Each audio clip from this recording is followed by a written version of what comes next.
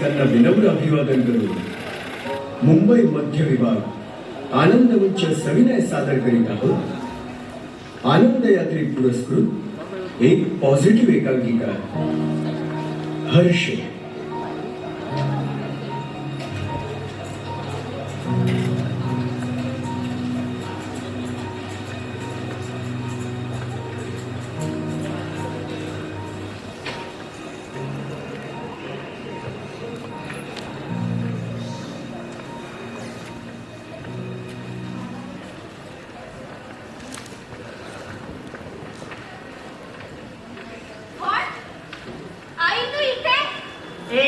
माझ्या लक्षात आहे म्हटलं अजूनही पत्ता. इथे राहिले मी बरीच वर्ष कधी काही. आई टीपी नको नको करते. सांग ना ग काय करतेय तिथे. हे बघ हे ना तू तुझ्या लाडक्या बाबाला विचार. त्यानेच मला फोन करून इथे बोलावून घेतलंय. अगं पण का नेमकं कारण काय आहे. म्हणजे काल असलेलं त्याच्या वाढदिवसाला साधं विश पण नाही केलंस त्याला आणि आज सरळ घरी. बरं यायचंच होतं इथे तर काल माझ्यासोबत का नाही आलीस. इथे आणि राहायला नो वे. आणि एकमेकांचे वाढदिवस लक्षात ठेवणं कधीच सोडून दिले आणि यू नो दॅट. आणि काय ग तू मला का प्रश्नांच्या फैरी जोडून भंडावून सोडते. बोलाव की तुझ्या बाबाला आणि विचार काय ते. मी तुला काय सांगू जर मलाच काही माहित नाहीये तर. अगं बाबाला विचारायला तो आहे कुठे घरी. सकाळपासून गायब आहे. 11च्या सुमारास फक्त एकदा फोन करून सांगितलं की घरी येणार नाहीये जेवायला म्हणून. वा क्या बात है. म्हणजे सॉरी अजूनही तेवढीच कल्पना आहे तर. No any progress in so many years. तू अगदी एक चान्स सोडू नकोस त्याला बोलायचा. इट्स बीन 15 लॉंग इयर्स आहे. सोड ना का उगाच बाबाला सारखी टोचून बोलत असतेस. अगं तसं नाही ग. हे बघ ओला टॉवेल सोफ्यावर. जराही अनिकेत बदलला नाहीये ग. वर तू मलाच बोल. अगं हो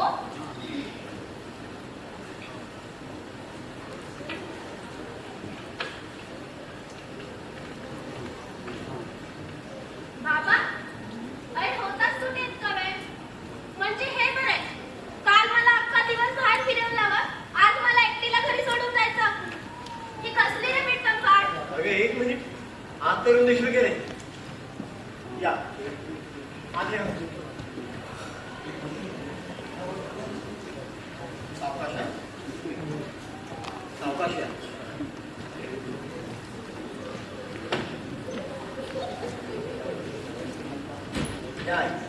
सावकाश या. आई आई आई अगं तू इथे. एक मिनिट. आता माझ्या आईला पिटी माझ्यासाठी सुद्धा तुझी परमिशन घ्यायची का मी. आई आई आता ह्या बाई कोण आहे.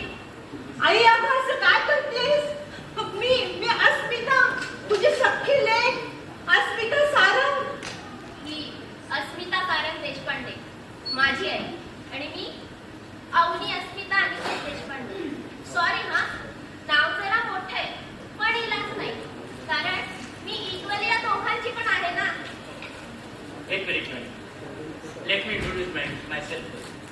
मी मनोहर शास्त्री इथल्या पारिजात वृद्धाश्रमाचा संचालक. त्या वृद्धाश्रमाचं सगळं काम मीच सांभाळतो. अजूनमधून ट्रस्टी येत असतात व्हिजिट करायला. आणि आता या आजींच्या बद्दल सांगायचं तर ह्यांना पूर्वीचं काहीही आठवत नाही. फक्त त्यांना त्यांचं नाव सांगता येते बस. आणि त्यांना अजूनच आठवतंय की त्यांची एक मुलगी आहे आणि एक नात आहे. पण ते कशा दिसतात त्यांचं नाव काय तर कुठं आहे कशा आहे काही म्हणजे काही नाही आठवत त्यांना.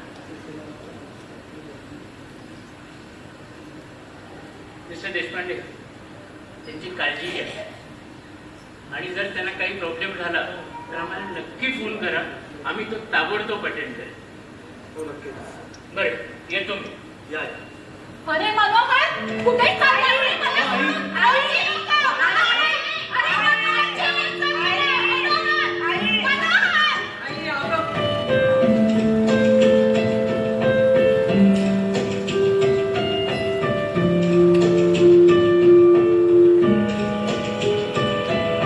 लेखक सचिन देशपांडे, दिग्दर्शन आणि प्रकाश योजना आनंद केळकर, नेपथ्य उमेश गीते, पार्श्वसंगीत अजय बोराटे, विशेष सहाय्य कौस्तुभ तटकरे, निर्मिती सूत्रधार संदीप पाटील, कलाकार गायत्री टाटके, उज्ज्वला जिवणे, निनाद जोशी, माया कांबळे, राजेंद्र किणिंगे. रंगदेवता आणि नाट्यरसिकांना विनम्र अभिवादन करून मुंबई मध्य विभाग आनंद मंच सविनय सादर करीत आहोत. आनंद यात्री पुरस्कृत एक पॉझिटिव्ह एकांकिका, हर्ष.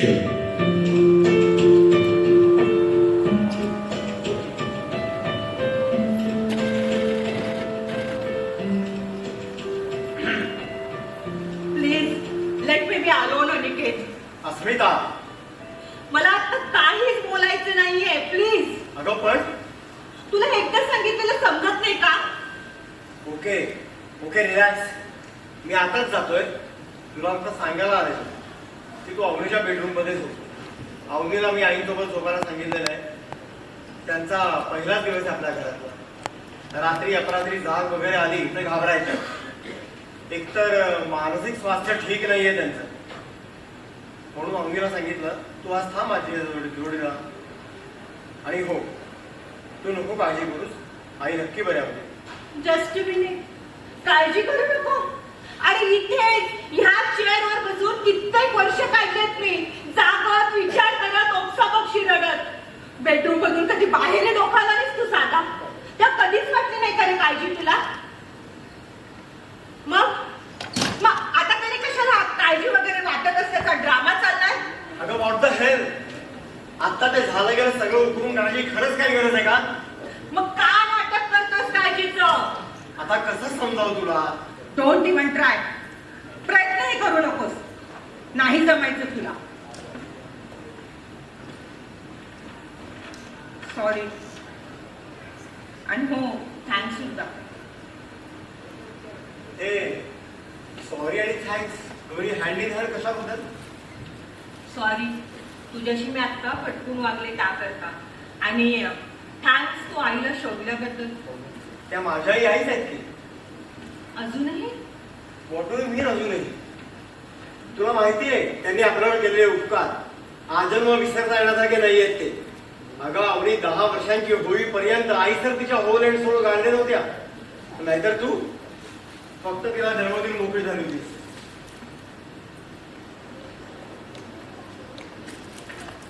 बरं, आता पुढे माझ्या कसल्याचं चालू झालं का तुझं? म्हणजे बिईंग अ फादर तुझं काय कॉन्ट्रीब्युशन होतं तेही कळू दे. तुझ्यापेक्षा नक्कीच जास्त होतं. I was through out with her. जेव्हा तू नव्हतीस, तू तुझ्या ऑफिसकडनं सिंगापूरला गेली होतीस 1 वर्षासाठी. आईने तुला परोपरीने समजावलं होतं न जाण्याबद्दल. पण तुला तुझ्या अम्बिशन्स महत्वाच्या वाटल्या त्या. तुझं बोलला तू थांबवणारच मला एका शब्दाने तरी? कसं थांबवणार ना? आमचा इगो नसता का हर्ट झाला? इगो? आणि तुझ्या तर डिक्शनरीतच नव्हता ना हा शब्द इगो. तुझ्यापेक्षा तरी नक्कीच मवाळ होता. Don't flatter your self. पण जाऊ दे ना. आपण कुठे येऊन बसलोय पुन्हा ही आपली उष्टी खरकटी भांडी धुवायला. मी आईबद्दल बोलत होतो. त्यांनी अवनीच्या केलेल्या निरपेक्ष सांभाळाबद्दल मी बोलत होतो. तू तिथे सिंगापूरला असताना अवनीला जॉन्डिस झालेला. दिवस रात्र खपत नाना तऱ्हेचे काढे चूर्ण करून तिला दिले होते आईने. मांडीवर घेऊन रात्र रात्र तिला चोखत बसायची आहे. पुढेही अवनीची सगळी लहान मोठी आजारपणं आईने एक हाती पार पाडलेली. अवनीला आवडतात म्हणून त्यांनी स्वतः केलेला डिंक, अळीव, ड्रायफ्रुट्स असं कुठल्या कुठल्या लाडवांनी आपल्या घरचे डबे आणि गुळांबा, साखरांबा, मोरांबा वगैरे जार्स भरलेले असायचे. फार दळा लावलेला त्यांनी अवनीला. अवनी तिच्या शाळेत पॅरेंट्स मिटिंग नाही त्यांनाच घेऊन जायची. म्हणजे अगदी तू किंवा मी अवेलेबल असतो ना तरी सुद्धा. हे मात्र खरं आहे. आईने फारच केलं होतं अवनीचं. अगदी ती 10 वर्षाची होईपर्यंत आणि स्वतः परागंदा होईपर्यंत अवनीला समजायचं, सांभाळायचं, म्हणूनच तर प्रचंड अवघड गेलेलं आपल्याला आईच्या मागारी. रात्रीची किंचाळून उठत असेल अवनी, दचकत असेल. मग एके दिवशी ना आईची ती जुनी विटकी साडी होती ना, ती पांघरली अवनीच्या अंगावर. त्या रात्री अवनी बऱ्याच दिवसांनी शांत झोपली होती. आणि ती साडी अगदी अवनी आस्था गायत आपल्या छातीशी लावून सांभाळून. बर, आणि माझ्या छातीच्या दुखण्याच्या वेळेला माझ्यासोबत डॉक्टरांकडे सतत ये जा कोण करत होतं? आईच. कारण तेव्हाही तू कुठल्या तरी इंटरनॅशनल प्रोजेक्ट मध्ये तुझ्या छातीपर्यंत बुडालेली होतीस. मला आई बाबा नसण्याची एवढी आईने बघून काढली होती, कुठलीही जाणीव होऊन न देता. ते इतके आईचे माझ्यावर, आपल्यावर अतोनात उपकार असताना तू मला विचार केलीस की मी अजून त्यांना आई मानतो का? अगं, माझ्या कातडे ते जोडे करून तरी त्यांना घातलं ना तरी कमी येते माझ्यासाठी. पण मी तिला घेऊन जाते. तसंही फार काळ काही थांबू नाही शकत तिथे. अजून काही दिवस थांबतो तिथे प्लीज, शक्य असेल तर. का बरं? आपलं जे काही होतं ते सगळं संपलंय वाना, राईट? मग sorry, but in such case मी नाही थांबू शकत इथे. अगं, तो माझा मानसोपचार तज्ञ मित्र आहे ना महेश, त्याचं काय? त्याच्याशी मी सकाळी आईबद्दल बोललोय. महेश मला बोलला की आईला एकदा माझ्याकडे दाखवायला आण. तेव्हा मी काय म्हणतो, आपण एकदा महेशकडे आईला दाखवून आणूया ना. म्हणजे आईच्या करंट आजाराची स्टेज बघून तो नक्कीच काहीतरी मार्ग दाखवेल बघ. आईला अशा अवस्थेत नाही रे बघू शकत मी. मघा तिने जे ओळख नसलेल्या नजरेने बघितलं ना माझ्याकडे, आत खोलात तुटलं रे काहीतरी. मी पण नाही बघू शकत आईला. पण म्हणूनच मी एक विचार केला, आईची सध्या परिस्थिती बघून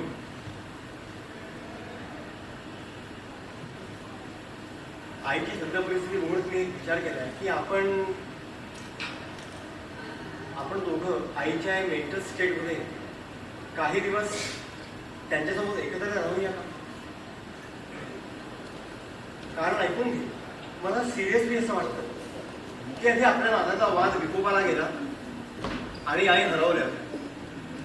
आधी आपल्यापासून आणि मग स्वतःपासून. पण आता ते आपल्याला सापडल्या. म्हणजे कदाचित ना आपण जर आपल्याला सगळं नॉर्मल असण्याचं काही दिवस नाटक केलं तर मे बी त्यांच्या तनात फिरून सापडतील. म्हणजे मला स्ट्रॉंगली असं वाटतंय की आईची मेंटल कंडिशन सुधारण्यात या आपल्या नाटकाची मदतच होईल बघ. ठीक आहे, मला थोडा वेळ दे. मी आता प्रचंड थकली आहे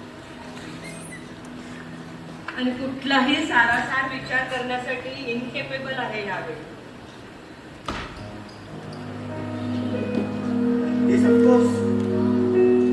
तू आता काहीच बोलू नकोस. शांतपणे विचार कर आणि निर्णय घे. आणि तू जो निर्णय घेशील तो मला मान्यच असेल.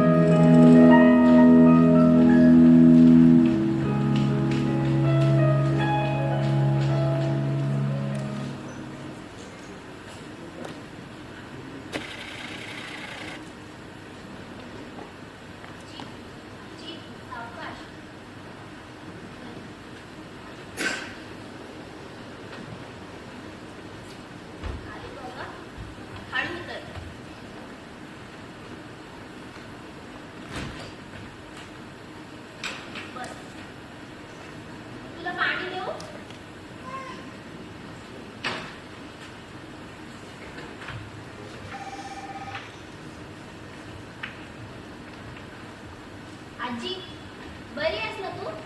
तुझे खांदे दाबून देऊ का?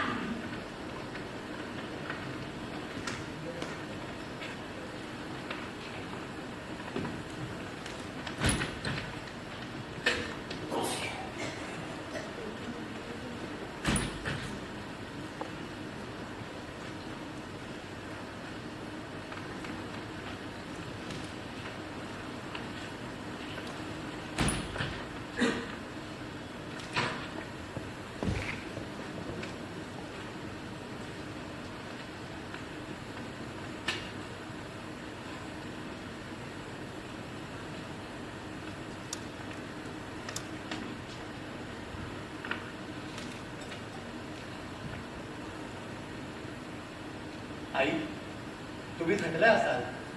अहो सकाळी 10 वाजल्यापासून बाहेर पडलोय आपण. मला अशा हॉटेलमध्ये पण तुम्ही फक्त डाळ फ्राय राईस खाल्ला, तोही अगदी एवढूसा. डोळेही टाकून आहेत तुमचे. तुम्ही थोडा वेळ आरामच करा. अवनी, आईना तुझ्या पुढे घेऊन जाशील का प्लीज? अरे बाबा प्लीज काय प्लीज, काय सो फॉर्मल. आजी चल आपण आज जाऊया. अहो मगाशी मला भेटलेला माणूस मला म्हणाला की माझी मुलगी आणि नात नक्की येतील.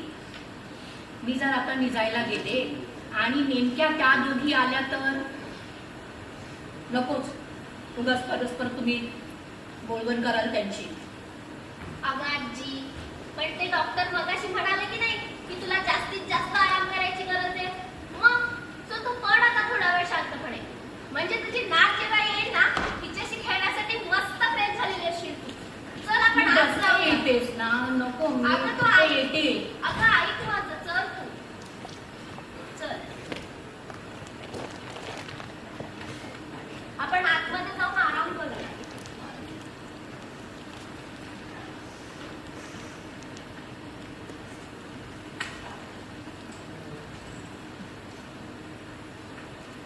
अस्मिता,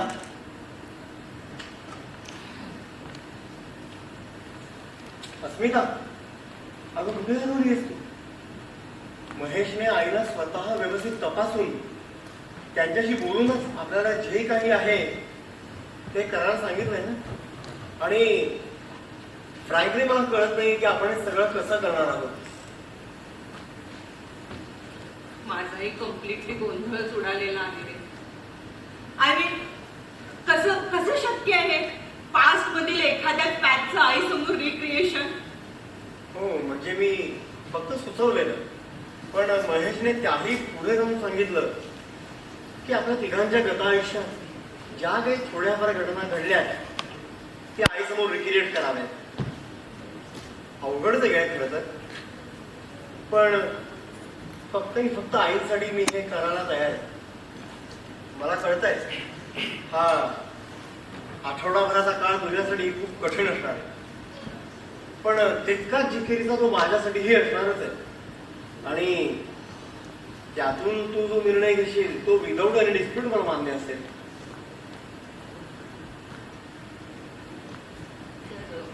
आठवड्याभराच्या आपल्या नाटकामुळे आई बरे होण्याचे थोडेफार जरी चान्सेस असतील तर तर मी नाटक करायला तयार आहे.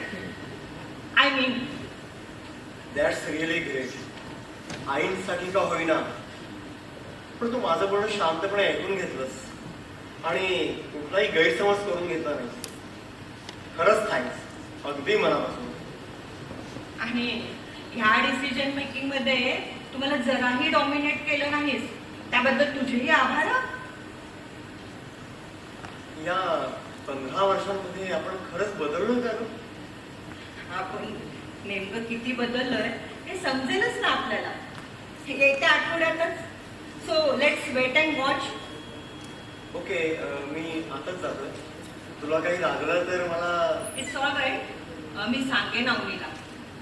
तू जा. मी बसेन म्हणते इथेच थोडा वेळ.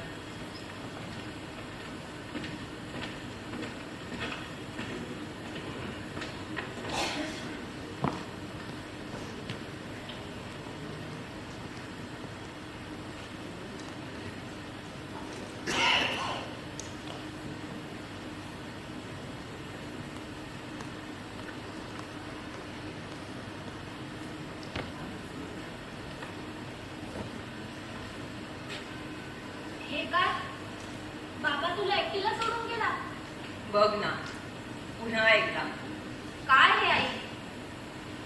मजा ग बाळा, ये माझ्याजवळ. अवनी, तुला आठवतं का ग? लहानपणी तू कायम मला गोष्ट सांगायचा आग्रह करायचीस जेव्हा मी तुला निजवत असे.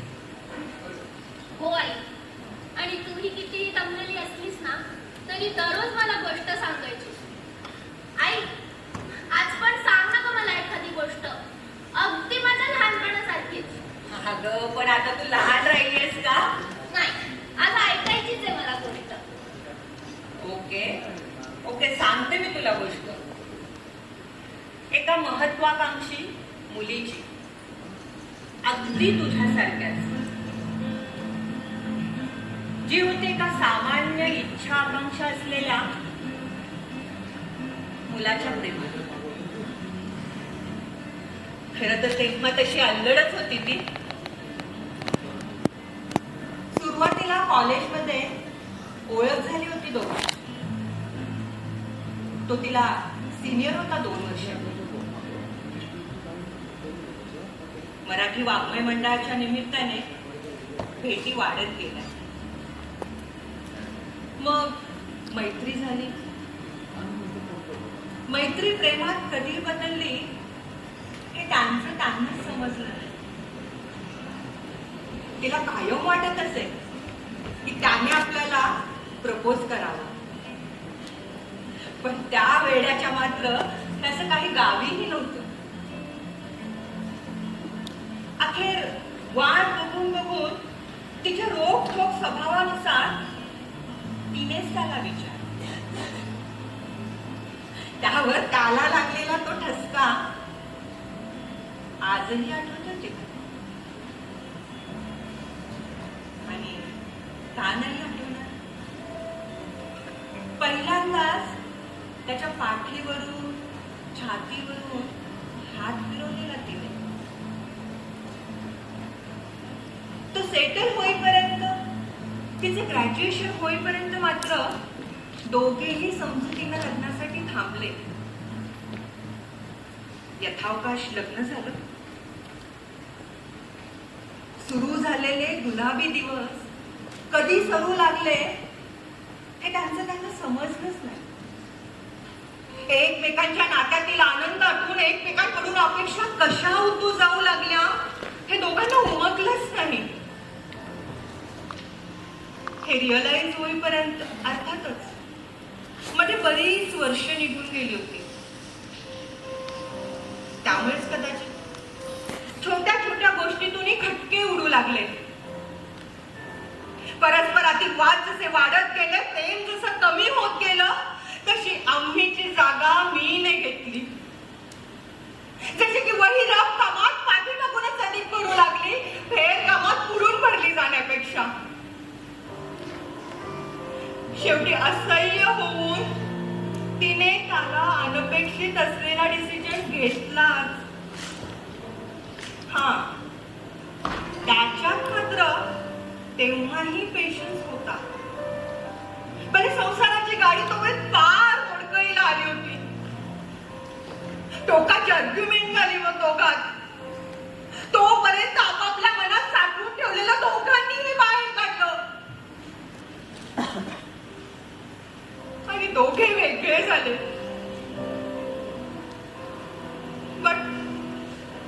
But it was very much difficult for both of them to forget each other.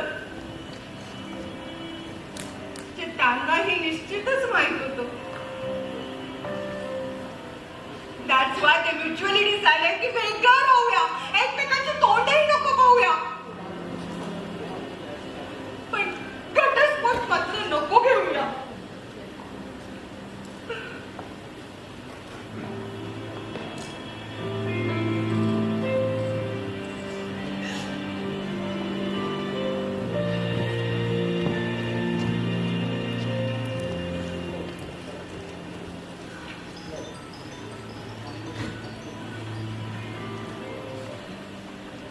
एवढं प्रेम करतेस तू बाबावर? मग बाबाला का नाही सांगत तुझे फिलिंग्स? तेव्हा ना फुलाखालून बरंच पाणी वाहून गेलं. कदाचित त्याला सोबतीची गरजच उरलेली नाही. अँड द फॅक्ट इज मला सोबतीची गरज आहे की नाही नेमकं मलाही कळालेलं नाही. मग काय करताय मनातलं सांगून? पण तू बाबाबद्दल विचार करतेस तसं कदाचित नसलं तर, म्हणजे त्याच्या या वेळेला त्याला खरंच कंपनीची गरज असेल तर. डोंट नो, अवघड आहे सगळं. पण जाऊ दे ना गं. कुठेही आमचं बोलत बसलं आपण. तो सांग ना ईशान बद्दल. सध्या तरी आम्ही फक्त एकमेकांचे चांगले मित्रच आहोत. सध्या तरी ओ हो, आत्ता कळलं मला तुझं इंटेन्शन ही गोष्ट सांगण्यामागचं. बट डोंट वरी आई, पुढे मागे जर कधी आम्ही सिरियस रिलेशनशिप मध्ये गुंतलोच ना तर असं काही होणार नाही आमच्यात. रादर आम्ही दोघेही आपापल्या अहंकाराला आमच्या नात्यावर मोठं करणार नाही. And that I guarantee. That's my girl.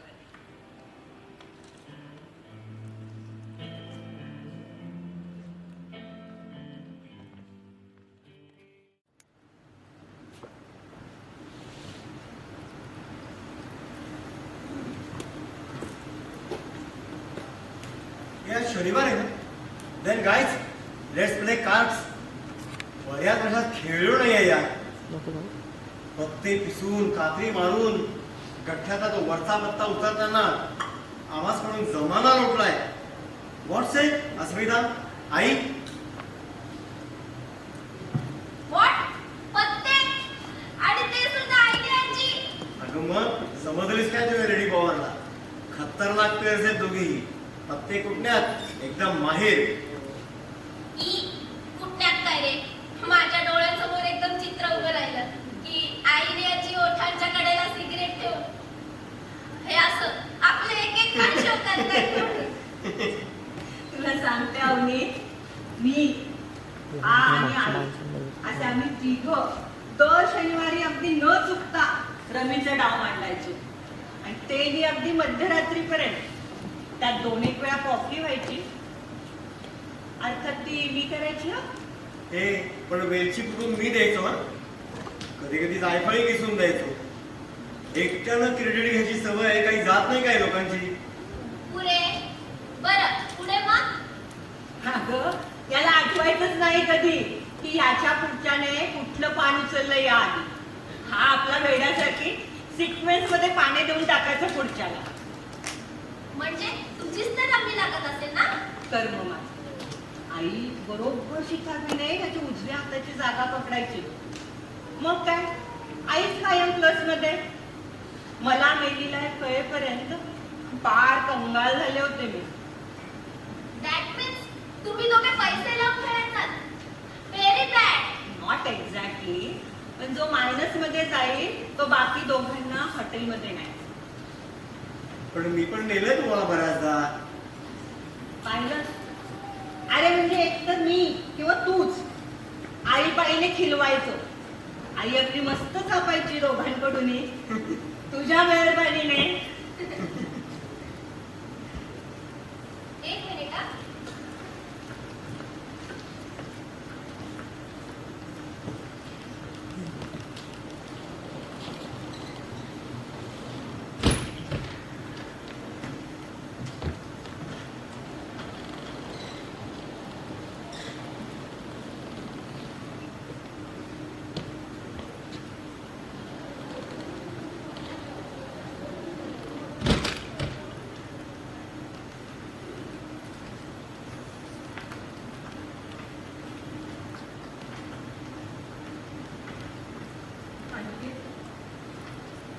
काहीच उपयोग होत नाहीये रे. परवा स्त्री करताना खोटं सुंदर बोलून मुद्दामून तुझी साडी जाणलीस. पण इतका धूर येऊन आईच्या लाकूडची छिंडी नाही पेटली ग. तर यापूर्वी 2 वेळा साडी जळली होती तुझ्याकडून. तर आईने केलेला आकांड तांडव आणि पैशांची किंमत नसल्यावर आपल्या दोघांना मजबूत झापडल्याने मला नक्का आठवत आहे ग.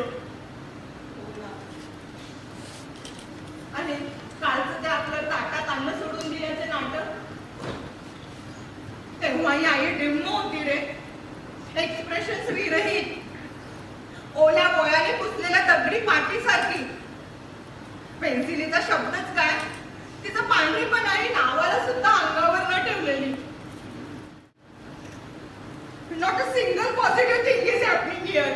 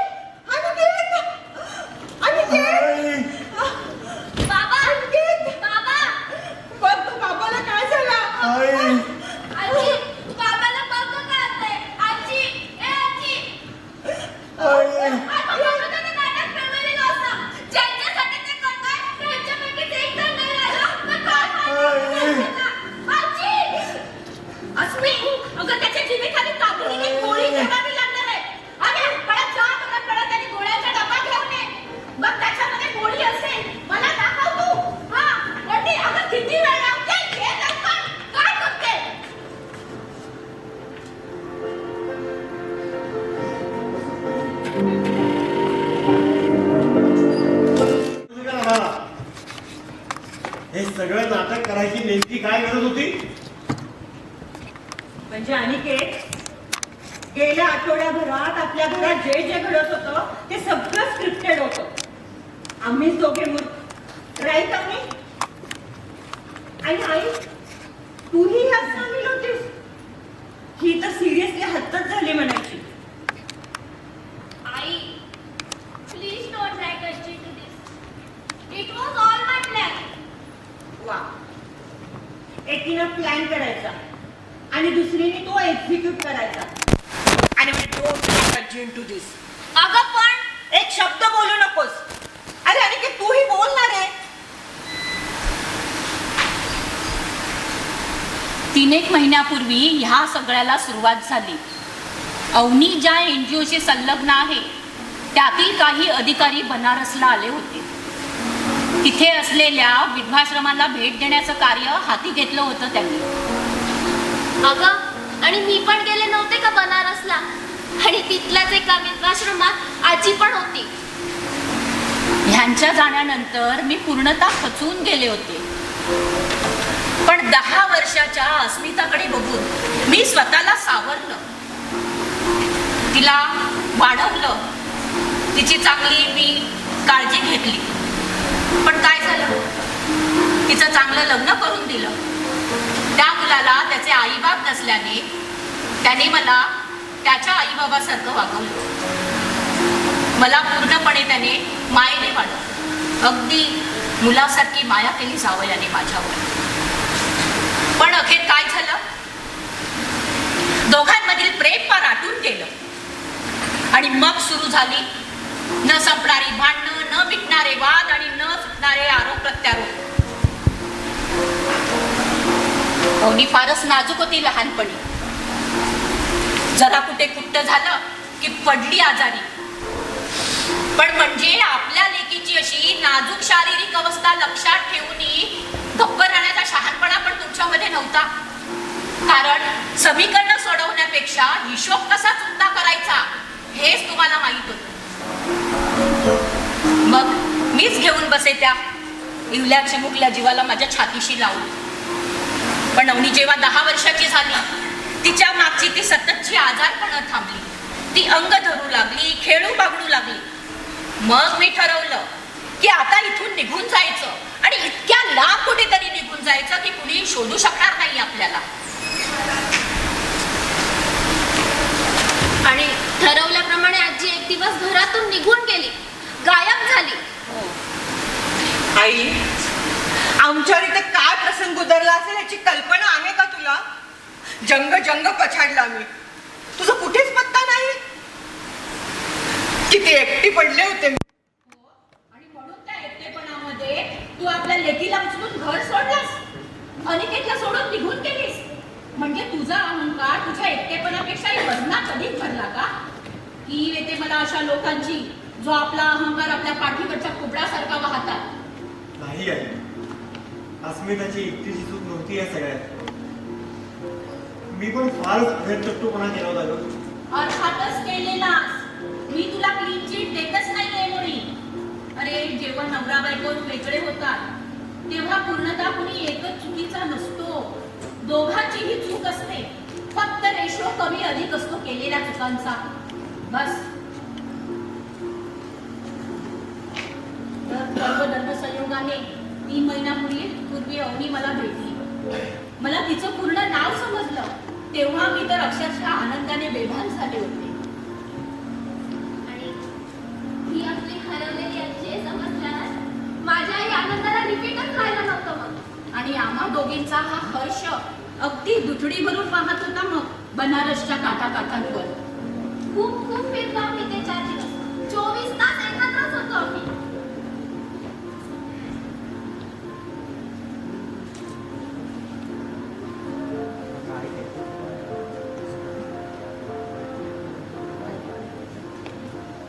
आणि तिथून निघताना मला अवनी भेटली. अवनीने तिचा प्लॅन सांगितला. सुरुवातीला घाबरले मी, थोडीशी कच खाल्ली, पण नंतर मी तयार झाले. अवनीने जेव्हा मला हा प्लॅन सांगितला तेव्हा खरोखरच माझ्या मनामध्ये खूप आनंद आला की आता आपल्या काहीतरी 2 जण एकत्र आले. आणि मग आम्ही दोघं इथे. आजी तयार झाल्यावर मग मी माझ्या इथल्या एका एनजीओतील सहकार्याच्या मदतीने इथल्याच एका वृद्धाश्रमातील मनोहरजींशी कॉन्टॅक्ट केला. आमचा चांगला आणि प्रामाणिक उद्देश पाहून मनोहरजी तयार झाले आम्हाला मदत करायला. आणि ठरल्याप्रमाणे मग अवनी मॅडम अरुंधती मॅडमला घेऊन आमच्या वृद्धाश्रमात आले. आणि त्यांनी सांगितल्याप्रमाणे मी मनोहरचा फोन केला आणि त्यांना सांगितलं की एक वृद्ध महिला रस्त्याला भटकताना आढळली आणि तिच्याकडे एक फोटोग्राफच्या मागे तुमचा नंबर लिहिला होता, जो अर्थातच अवनी मॅडमने लिहिलेला. कारण गेल्या 15 वर्षात तुम्ही तुमचा नंबर बदललेला नव्हता. आणि त्या नंबरवर मी जेव्हा व्हॉट्सअप पाठवला तो बघून तुमचं आमच्या वृद्धाश्रमात धावत आहे ना साहजिकच होतं. अरे बाबांनो, पण हे सगळं नाटक वठवताना तुम्ही आमच्या भावनांशी खेळताय असं नाही वाटलं का रे तुम्हाला? आम्ही विशेषतः अस्मिता कुठल्या मेंटल ट्रॉमानं गेली असेल या सगळ्यातनं याचा जराही विचार शिवलं नाही का रे तुमच्या मनाला? आणि हे सगळं करत असताना आम्ही तर तुमचाच तर विचार करत होतो. तुम्हा दोघांचाच विचार, तुम्हा दोघांचाच एकत्रित विचार. पण तुम्ही दोघं आपल्या अहंकारापायी 2 ध्रुवावर दोघे आपण असल्यासारखे वागत होता. आणि हे 2 ध्रुव आपसात एकत्र यावे, घट्ट मिळावे, हे आता तुम्ही धरून ठेवलेल्या एकमेकांच्या हातासारखं. म्हणून आम्ही हे सगळं केलं. हेच तर आम्हाला हवं होतं. अस्मिता, तू तुझा हात अनिकेतच्या हातामध्ये विश्वासानं राहू दिला आणि अनिकेतनं त्याच्या हातात तुझा हात ठामपणे पकडून ठेवला. आणि त्यात यश आलं म्हणायचं आम्हाला. काय अवनी? Yes, mission accomplish.